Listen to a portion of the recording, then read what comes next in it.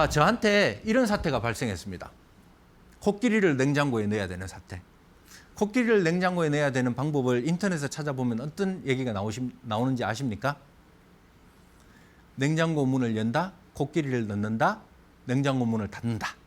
세상이 그렇게 쉽게 해결되면 너무나 행복하겠죠. 근데 사실 코끼리를 냉장고에 넣는 방법은 그렇게 쉽지 않습니다. 차라리 저라면 냉장고를 연다, 코끼리를 넣는다, 냉장고를 닫는다가 아니고 코끼리가 들어갈 수 있는 냉동고, 어마어마한 냉동고를 만들겠다라는 얘기를 할 것 같습니다. 그런데 그것 또한 세상이 그렇게 움직이질 않습니다. 어떻게 우리가 쉽게 그런 냉동고를 만들 수 있겠습니까? 근데 어쨌든 저는 코끼리를 냉장고에 넣어야 되는 상황이 발생했습니다. 저한테 코끼리는 저런 의료 장비였습니다. 저게 그림으로 보시면 작아 보이지만 무게로 보면 수십 톤이 나가는 엄청난 무게의 장비였습니다. 그런데 왜 저 의료 장비가 뜬금없이 코끼리가 되었냐? 고객분이 저한테 이런 냉장고를 주셨기 때문입니다. 이런 냉장고 어떤 냉장고냐? 이런 형태의 병원이었습니다. 그런데 저한테 주어진 미션은 저 코끼리를 이 냉장고 안에 집어넣어야 되는 겁니다. 자, 보통은 이런 장비를 할 때 미리 설계를 해서 앞 벽면을 뚫는다든가 아니면 통로를 확보한다든가 그렇게 운영을 합니다. 저렇게 하는 경우는 극히 드뭅니다. 그런데 이 병원 같은 경우에는 신축 병원이 아니라 기존 병원이었고, 그리고 가용할 수 있는 장소가 이 앞면이 아니라 뒷면이 있는 건물 1층이었습니다. 어떻게 넣어야 될까요? 코끼리를 냉장고에 넣어야 되죠. 쉽습니다. 들어가 있는 걸 보면 나중에 환자분들이나 병원 관계자분들이 보면 코끼리가 냉장고에 들어와 있으니까 당연히 들어와 있다고 생각을 하지만 실제로는 저 냉장고에 넣는 작업이 엄청나게 어려운 작업입니다. 오랫동안 영업을 해서 내가 이제 마지막 장비를 계약을 할 때가 됐는데 장비를 넣을 방법이 없다. 이 참 얼마나 황당한 일이겠습니까? 그러면 어떻게 해야 되죠? 영업하는 입장에서는 모든 지혜를 동원해서 그 방법을 찾는 수밖에 없습니다. 자, 그래서 생각한 거는 헬리콥터에 실어서 이걸 집어넣자. 그런데 안타깝게도 지금 현재도 마찬가지입니다. 이건 꽤 오래 지난 일이지만 지금 현재도 아무리 대형 헬리콥터도 이 무게의 장비를 들어 올려서 여기 집어넣을 수 있는 방법은 별로 없습니다. 더군다나 시내에 그런 대형 헬리콥터가 뜬다는 것은 상상할 수도 없고요. 포기. 두 번째, 아파트 짓거나 고층 건물을 질 때 많이 보시죠. 여기 크레인을 세우는 겁니다. 크레인을 세워서 집어넣는 겁니다. 그런데 뭐 아무리 장비가 중요하고 장비가 고가이긴 하지만 장비 하나를 집어넣기 위해서 저 크레인을 쌓는다는 것은 실제로 비용 면에서는 너무나 불합리한 방법이었습니다. 그래서 고민을 하고 있었는데 어떤 분이 저한테 이런 아이디어를 주셨습니다. 엄청나게 큰 크레인이 있더라. 꼭 이렇게 아파트 질 때처럼 쓰는 크레인이 아니라 사실 지금은 저런 크레인, 여러분들 인터넷에 치시면 크레인, 대형 크레인 치시면 저런 그림들이 막 나옵니다. 근데 이 인터넷이 없던 시대에는 이런 방법들을 알려고 하면 수소문해서 무로 다니는 수밖에 없었습니다.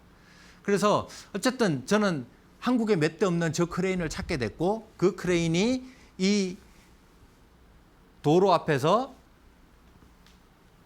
저 장비를 들어서 안으로 집어넣는, 지붕을 넘겨서 집어넣는 그런 과정을 했습니다.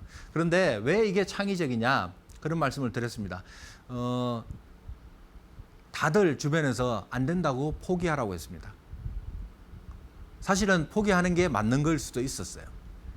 그런데 한 번 포기하게 되면 다음 또 케이스를 만났을 때 또 포기하게 되고 저는 반드시 그 방법을 찾는 것이 맞다고 생각을 했어요. 분명히 있을 거라고 생각을 했습니다. 그런데 그 창의적인 방법을 가르쳐 주신 분은 뜻밖에도 화물차 기사분이었어요. 우리 장비를 자주 싣고 다니는 화물차 기사분이 저한테 혹시 그렇게 해도 가능하지 않을까라고 얘기를 했습니다. 그래서 저는 그 업체들을 다 수소문해서 찾아서 그 방법을 찾게 된 거죠. 그래서 창의적이라는 것은 하늘에서 뚝 떨어지는 것이 아니라 내가 모르는 방법들을 찾아내는 것입니다. 남이 모르는 걸 내가 알면 그거는 분명히 창의적인 겁니다. 그래서 여러분들께서도 충분히 그런 문제에 부딪혔을 때 그 방법을 찾는 방법을 스스로 이해하고 습득하시는 게 중요하다고 생각됩니다. 그런데 한번 저렇게 성공하고 나니까 그게 나중에 저의 경쟁력이 돼서 저는 어떤 상황에서도 어떤 조건에서도 장비를 설치할 수 있다는 자신감, 남들도 포기하고 간데도 저 스스로 장비를 팔 수 있는 그런 경쟁력을 가지게 되었습니다.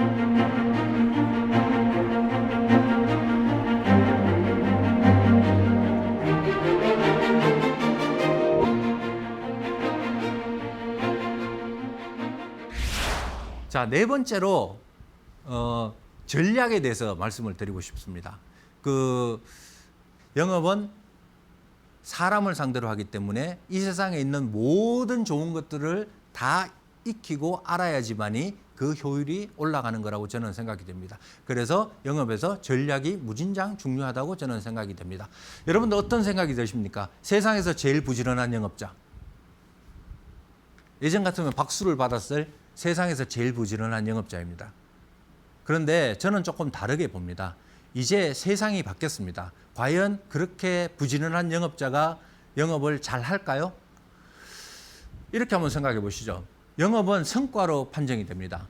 성과를 잘 내면 좋은 영업자라고 평가를 받습니다. 그런데 그 이면에는 비용이라는 면이 있습니다. 요즘 예전처럼 발로 하는 영업을 하게 되면 어떤 문제가 발생하는 줄 아십니까? 발로 하는 영업을 하게 되면 성과는 상대적으로 적고 비용은 상대적으로 많은 사태가 발생합니다. 왜냐? 요즘같이 차가 막히는데, 요즘같이 고유가 시대에, 요즘같이 교통비가 많이 드는 시기대에 많이 다니려면 엄청난 비용이 발생하게 됩니다. 엄청난 비용이 발생하게 되면 시간적 효율도 떨어지게 돼 있습니다. 그러면 성과는 나오지 않게 돼 있습니다. 그래서 요즘도 아마 여러분들 선배님들 중에서 야 구두 뒷창이 다 닳도록 뛰어다니면서 영업을 해라. 죽도록 뛰어다니면서 영업을 해라. 아침부터 저녁까지 최선을 다해서 뛰어다니면서 영업을 해라. 그런 말씀을 하시는 분들이 있으면 딱 한마디 해주시면 됩니다. 꼰대스럽다. 실제로 그런 일은 없습니다. 요즘은 영업을 어떻게 하냐.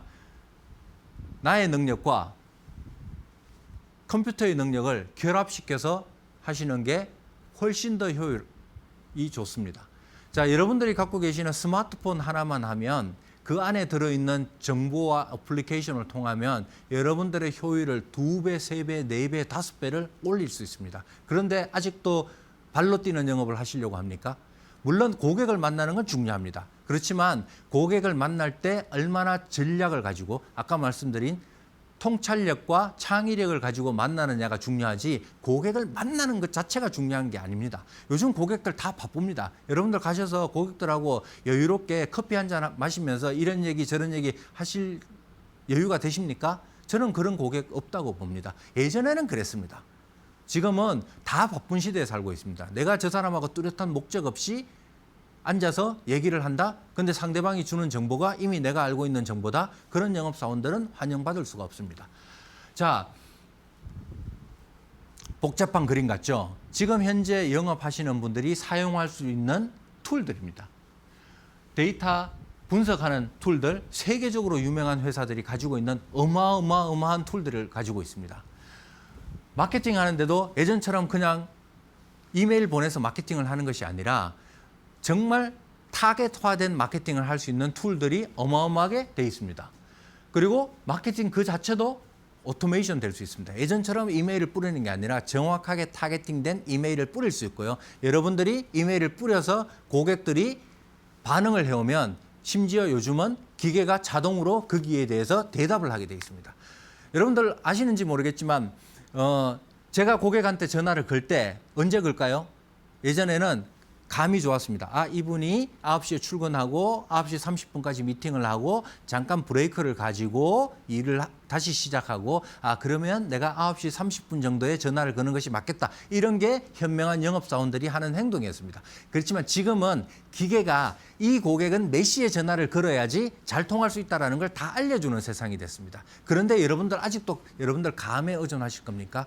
저는 그런 영업사원은 아까 말씀드린 것처럼 효율이 나지 않는 고비용 영업자라고 생각이 됩니다. 자, 커스터머 인사이트를 얻는데도 저런 여러 가지 툴들을 통해서 커스터머 인사이트를 얻을 수 있습니다. 아까 말씀드린 그런 통찰력을 내가 내가 가진 통찰력을 기계가 주는 통찰력과 섞어서 사용한다면 효과는 엄청나게 커질 것이라고 생각됩니다. 자, 이런 많은 툴들이 있는데도 불구하고 아직도 예전처럼 영업을 하시겠다고 생각하면 4차 산업혁명 시대에서는 그런 영업사원들은 점점 사라질 거라고 저는 생각을 합니다. 여러분들 동물의 왕국 좋아하십니까? 저는 동물의 왕국 좋아합니다. 자주 봅니다. 아직도 그런 옛날 프로그램을 하냐고요? 예, 합니다. 그런데 동물의 왕국에 나오는 맹수들은 맹수이면 맹수일수록 게으릅니다. 뭐 영업이 게을러서 잘 된다는 얘기가 아니라요. 이런 맹수들은 전략적입니다. 머릿속에 목표가 뚜렷하고 그 목표가 합당한 목표인지 그 목표를 어떻게 취할 것인지를 명확하게 생각하고 있는 게 이런 맹수들입니다. 자, 맹수들이 죽는 이유를 아십니까? 맹수들은 먹이사슬에서 가장 상위에 있는데 맹수들이 늙어 죽는 거 말고 가장 많이 죽는 게 맹수들이 굶어 죽습니다. 왜 맹수들이 굶어 죽냐? 더 이상 자기는 잡아먹힐 게 없기 때문에 게을러서 굶어 죽습니다. 그렇지만 맹수들의 전략은 아주 단순합니다. 맹수들은 그렇게 생각을 합니다. 저런 타겟이 하나 나타났을 때 뛰는 거 보시면 아시겠지만 맹수들은 항상 작은 먹잇감이든 큰 먹잇감이든 목표가 정해지면 전력 질주합니다. 그렇지만 목표가 정해지지 않을 때, 전략이 서지 않을 때는 맹수들은 뛰어다니지 않습니다. 항상 저렇게 쉬고 있습니다. 그래서 여러분들은 전략이 있는 맹수 사냥꾼이 됐으면 하는 게 제 생각입니다.